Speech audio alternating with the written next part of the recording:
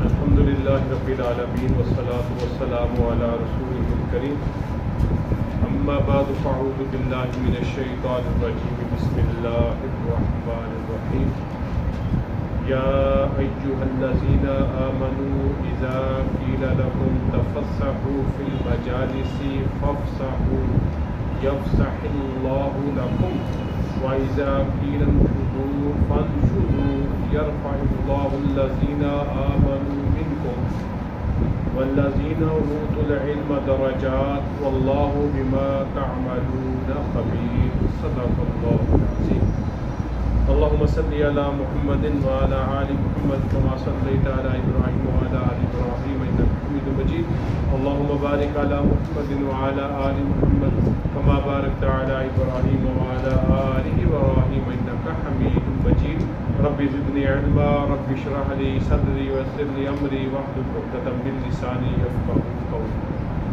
سورہ مجادلہ آیت نمبر 11 ارشاد باری تعالیٰ ہے یا ایہا الذین آمنوا اے ایمان والو اذا قیل لکم جب تمہیں کہا جائے تفسحوا فی المجالس مجلسوں میں کھل کر بیٹھنے کو فافسحوا تو کھل کر بیٹھو یفسح اللہ لکم اللہ تمہیں فراخی دے گا وَإِذَا قِيلَ انشُزُوا اور جب کہا جائے اٹھ جاؤ فانشزوا بس تم اٹھ جاؤ یرفع اللہ الذین آمنوا منکم تم میں سے اللہ ایمانداروں کے درجات کو بلند کرے گا والذین اوتوا العلم درجات اور ان کے جن کو علم دیا گیا ان کے بھی درجات کو بلند کرے گا واللہ بما تعملون خبیر اور جو تم کچھ کرتے ہو اللہ اس سے خبردار ہے۔ اس آیت مبارکہ کے نازل ہونے کی وجہ نبی کریم صلی اللہ علیہ وسلم مسجد نبوی میں صفہ کا چبوترا تھا اصحاب صفہ یہ مدینہ طیبہ میں قائم ہونے والا ایک چھوٹا سا مدرسہ ہے۔ اللہ تعالیٰ نے جن لوگوں کو عمرہ اور حج کی اور مسجد نبوی کی زیارت کی توفیق عطا فرمائی ہے وہ اس مقام کو خوب جانتے ہیں۔ یہ ایک چبوترا سا ایک تھڑا سا بنا ہوا ہے اور تقریباً یہ مسجد کا جتنا حال ہے اس سے 2 گنا ہو کے قریب ہوگا۔ نبی علیہ الصلوۃ والسلام یہاں پر بیٹھ کر صحابہ کرام رضوان اللہ تعالیٰ اجمعین کو تعلیم فرمایا کرتے تھے اور تقریباً 70 کے قریب صحابہ کرام آپ کی تعلیم میں ہمہ وقت ہر وقت موجود رہتے تھے اور کئی صحابہ کرام کا آنا جانا لگا رہتا تھا لیکن پکے وہاں پہ پڑھنے والوں کی تعداد 70 کے قریب بتائی جاتی ہے اور ان 70 میں سب سے زیادہ حاضر ہونے والے حضرت ابو ہریرہ رضی اللہ تعالی عنہ تھے۔ یا آپ الفاظ دیگر یہ کہہ سکتے ہیں کہ وہ ان طالب علم صحابہ کے منیٹر تھے یعنی کہ ان کے سب سے بڑے تھے۔ تو یہ اصحاب صفہ کا چبوترا ہے۔ نبی علیہ السلام ایک مرتبہ یہاں پر تدریس اور تعلیم کا فریضہ سر انجام دے رہے ہیں تو کچھ صحابہ کرام کھڑے ہیں اور ان میں کھڑے ہونے والوں میں اکثر بدری صحابہ جو غزوہ بدر میں شامل ہیں۔ صحابہ میں سب سے زیادہ مقام خلفائے راشدین کا ہے اور اس کے بعد اصحاب بدر کا ہے اور اصحاب بدر کے بارے میں نبی علیہ الصلوۃ والسلام نے یہ ارشاد فرمایا کہ یہ جو مرضی کرے اللہ تعالیٰ نے ان سے معافی کا اعلان کر دیا ان کی کوئی پکڑ نہیں ہوگی۔ یہ اصحاب بدر کا مقام ہے کہ اللہ تعالیٰ نے ان کو یہ مقام دیا۔ یہ 313 صحابہ کرام جو غزوہ بدر میں شریک ہوئے جن میں 13 شہید ہوئے اور 300 بعد میں حیات ہوئے۔ تو یہ اصحاب بدر کھڑے تھے۔ نبی کریم صلی اللہ علیہ وسلم نے صحابہ کو حکم دیا کہ تھوڑے سے جڑ کے بیٹھ جاؤ تاکہ کھڑے ہونے والوں کو بھی جگہ مل سکے۔ صحابہ کرام جڑ کے بیٹھے اور جگہ پیدا ہوئی وہاں پر اصحاب بدر بیٹھ گئے لیکن ابھی بھی کچھ کھڑے تھے۔ نبی علیہ الصلوۃ والسلام نے پہلے سے موجود کچھ صحابہ کو کہا کہ بھئی تم اٹھ جاؤ اور ان کو جگہ دے دو، اور ان بیٹھنے والوں میں سے جو ہے وہ چند منافقین بھی موجود تھے جو اللہ کے نبی کی مجلس میں موجود ہوتے تھے۔ مخلص صحابہ کرام تو اٹھ گئے، لیکن منافقین اٹھے تو صحیح، لیکن انہوں نے یہ بات بنا کر پھیلا دی کہ دیکھو ہمیں اٹھا دیا، دیکھو جی ہماری جو ہے وہ عزت نہیں رہی، ہم فلاں فلاں، جیسے بھی ہوتا ہے۔ عموماً نبی علیہ السلام ایسا نہیں فرمایا کرتے تھے، وہ جو بیٹھے ان کو بیٹھے رہنے دیا کرتے تھے، لیکن چونکہ اصحاب بدر کھڑے تھے اس لیے آپ صلی اللہ علیہ وسلم نے پہلے مرحلے میں کیا کہا، بھئی جڑ جڑ کے بیٹھو، ان کو جگہ دو۔ پھر بھی کچھ کھڑے باقی رہ گئے تو آپ نے کہا جو پہلے سے موجود ہیں وہ ذرا کھڑے ہو کے اصحاب بدر کو جگہ دے دیں، کیونکہ ان کا ایک مقام ہے، ان کا اکرام، ان کی تعظیم ہونی چاہیے۔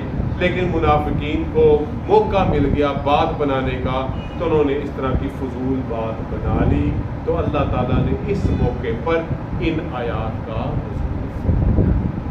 اسی ضمن میں چند احادیث مبارکہ جو مجلس کے حوالے سے مسلمانوں کی رہنمائی کرتے ہیں کہ مجلس کے آداب کیا ہیں۔ مجلس کے آداب میں سے پہلا ادب یہ ہے، جو یہ تمام آداب جو ہے احادیث مبارکہ سے حاصل کیے گئے ہیں، جو نبی علیہ السلام کے فرمودات ہیں کہ اگر کوئی نیا بندہ آئے تو پہلے سے موجود لوگ تھوڑے سے سرک جائیں تاکہ اس کے لیے کوئی جگہ بھی بن جائے اور وہ اپنا اکرام بھی محسوس کرے کہ میری اگلے نے جگہ بنائی۔ نمبر 2، اگر کوئی شخص کسی ضرورت کے تحت مجلس سے اٹھ کے جائے تو وہ حقدار ہے کہ جس جگہ کو چھوڑ کے گیا اسی جگہ پہ آ کے بیٹھے۔ جب مجلس میں تم ہو اور 2 لوگ ایک جگہ اپنی باتیں کر رہے ہیں، تیسرا بندہ جا کے ان کی اجازت کے بغیر مت گھسے، کیا معلوم وہ اپنی کوئی خاص بات کر رہے ہو۔ مجلس کے آداب میں سے ہے کہ اگر وہاں پہ چھینک آ جائے تو اس کو آہستہ آواز سے چھینکے، ایسا بلند آواز نہ کہیں کہ ساری مجلس ہی جیسے ہو جاتا ہے عموماً، چھینک روکنی نہیں چاہیے، لیکن اگر آپ مجلس میں ہیں تو اس کو ذرا کنٹرول آواز کے ساتھ اور پھر اونچی آواز سے الحمدللہ کہیں۔ ایسے ہی آپ مجلس میں موجود ہیں تو جمائی آ جائے تو ایسے ہی منہ پہلے تو روکے اس کو، کیونکہ یہ جو جمائی ہوتی ہے کس کی طرف سے ہوتی ہے؟ شیطان کی طرف سے ہوتی ہے۔ اس کو پورے روکنے کی کوشش کریں، نہیں رکتی تو اپنے منہ پہ ہاتھ یا کپڑا رکھ لیں، اس طرح منہ کھلا چھوڑ کے جمائی نہ لیں۔ ایسے ہی جب مجلس میں موجود ہوں تو اس میں بہت اونچی آواز کے ساتھ مت ہنسیں، کیونکہ اونچی آواز سے ہنسنا دلوں کو مردہ کرتا ہے۔ اور جب مجلس اختتام پذیر ہو، اب مجلس میں کچھ اونچی نیچی بات بھی ہو سکتی ہے اور اللہ کے ذکر اور خیر کی مجلس بھی ہو سکتی ہے، تو پھر آخری کلمات کیا ہوں؟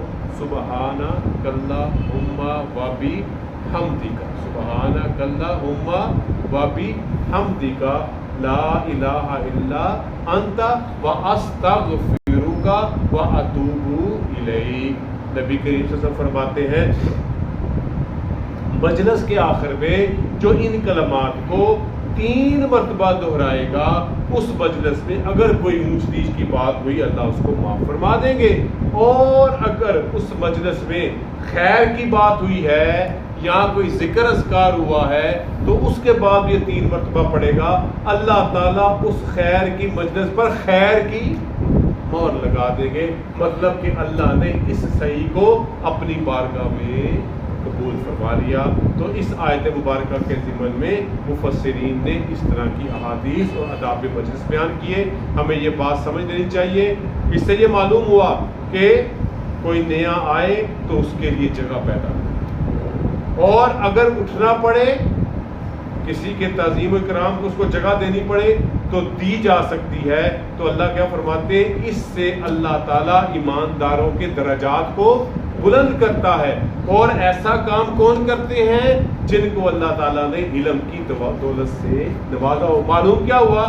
علم تکبر نہیں لاتا، علم کیا لاتا ہے؟ عاجزی لاتا ہے، کیونکہ اہل علم یہ کرتے ہیں اور اللہ خوب خبر رکھتا ہے جو تم عمل کرتے ہیں۔ اگلی آیت اور نیا حکم، یا ایھا الذین آمنوا، اے ایمان والو، اذا ناجیتم الرسول، جب تم رسول سے سرگوشی کرو، کوئی آپ نے نبی علیہ السلام سے کوئی سرگوشی کی بات کرنی ہے، کوئی اپنی راز کی بات کرنی ہے، اس کا بھی طریقہ بتایا گیا. فَقَدِّمُوا بَيْنَ يَدَيْ نَجْوَاكُمْ صَدَقَةً، تو اپنی سرگوشی سے پہلے صدقہ دے دیا کرو. یعنی نبی علیہ السلام سے کوئی سرگوشی کی بات کرنی ہے، صدقہ دے دو پہلے. کیوں صدقہ دے دو؟ تاکہ تمہارے اندر اللہ کی راہ میں مال خرچ کرنے کا جذبہ پیدا ہو.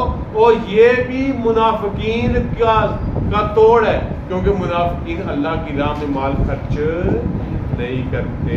تو فرمایا گیا جب تم اللہ سے نبی سے کوئی بات کرنا چاہتے ہو تو صدقہ دے کے آیا کرو.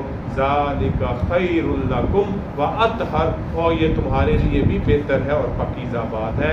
فَإِن لَمْ تَجِدُوا، پس اگر نہ پاؤ تمہارے پاس صدقہ نہیں دینے کے لیے کچھ، کوئی بات نہیں. فَإِنَّ اللَّهَ غفور الرحیم، اللہ تعالیٰ بخشنے والا اور نہایت رحم والا ہے تو دے کے آؤ، تنگ دستی ہے تو اللہ معاف بھی کر دے گا. اشفقتم، کیا تم اس بات سے ڈر گئے، ان تقدموا بین یدی نجواکم صدقات، کہ سرگوشی سے پہلے صدقہ دینے سے کیا تم ڈر گئے؟ فَإِن لَمْ تَفْعَلُوا، اور اگر تم نے یہ نہ کیا، وَتَابَ اللَّهُ عَلَيْكُمْ، اللہ نے تمہیں معاف بھی کر دیا. یعنی کہ تم نہ دے سکے، تم نے اللہ سے معافی مانگ لی کہ ہم سے یہ عمل نہیں ہو سکا، اللہ معاف بھی کر دیں گے. لیکن فَأَقِيمُوا الصَّلَاةَ، نماز نہیں چھوڑنی، نماز پہ قائم رہنا ہے، ادا کرتے رہنا ہے. وَآتُوا الزَّکَاةَ، زکوٰۃ بھی دیتے رہنا ہے. وَأَطِیعُوا اللَّهَ وَرَسُولَهُ، اللہ اس کے رسول کی کیا کرنی ہے؟ اطاعت کرنی ہے. وَاللَّهُ خَبِيرٌ بِمَا تَعْمَلُونَ، اور اللہ تعالیٰ خبر رکھتے ہیں جو تم عمل کرتے ہو. تو پہلی آیات میں مجلس کے آداب کا تذکرہ ہو گیا، اگلی آیات میں بتا دیا گیا کہ جب بھی تم کوئی، اس کا لب لباب یہ ہے، ایک تو نبی علیہ السلام کے زمانے کی بات ہو گئی کہ اب تم نبی علیہ السلام سے کوئی سرگوشی کرنا ہے صدقہ کرو. اب اس کا دوسرا وسیع مفہوم کیا ہے؟ جب بھی تم کوئی اپنا نیا کام کرنے لگو تو اس سے پہلے کیا کر دیا کرو؟ صدقہ کر دیا کرو. اگر گنجائش نہ ہو لیکن پھر بھی اللہ سے کیا کرو؟ توبہ کرو، اللہ معاف کرے گا. لیکن اقامت صلاۃ، ایتاء زکوٰۃ، اطاعت الہی و اطاعت رسول کا راستہ مت چھوڑو.